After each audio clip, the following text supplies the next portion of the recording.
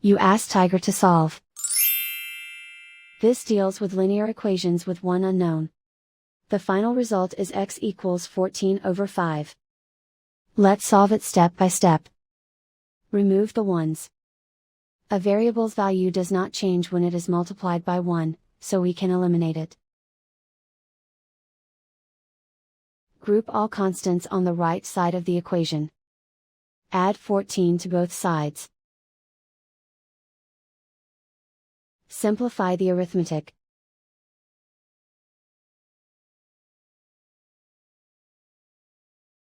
Isolate the x.